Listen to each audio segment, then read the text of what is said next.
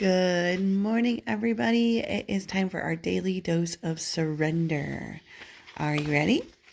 We are on day 25, and we are going to look at Romans 8:8. And we know that God causes all things to work together for good, to those who love God, to those who are called according to his purpose. All right, let's get our observations out there. All things work together for good. All those trials, all the storms, all the wayward paths that we might choose, once we turn around from those things, when we surrender it to his will, he will begin to work it for our good. The key is to keep focused on our waymaker. Okay, a lot of cross references, so let me give you addresses. I'm going to get them all written out, and then we'll kind of brief them.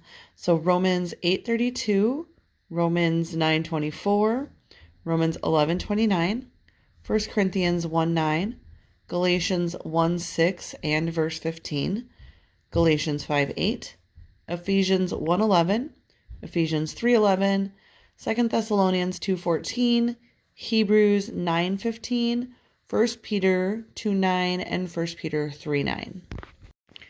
There are so many incredible passages to break down for our prayer. So I'm just going to go kind of in the reverse order. So I love the reminder from Peter not to return evil for evil, because we were called to give a blessing instead. And that is our very purpose, that we might inherit a blessing. We are the chosen people for God's own possession. And then talking about the new covenant, how Jesus died for the redemption of our sins, that we can receive the promise of an eternal inheritance. And then just talking about more of the sacrifice that Christ made, that we can have that inheritance and we can be called for a purpose.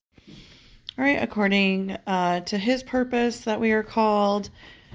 The persuasion did not come from him who calls you. So when things are not lining up with the word, it's not from God.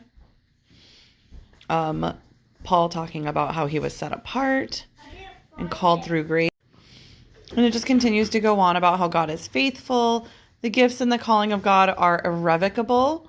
So all of these gifts that we have are from God, and they will always be a part of us. They aren't taken back for whatever reason. And how all are called. So go ahead and meditate on all of this.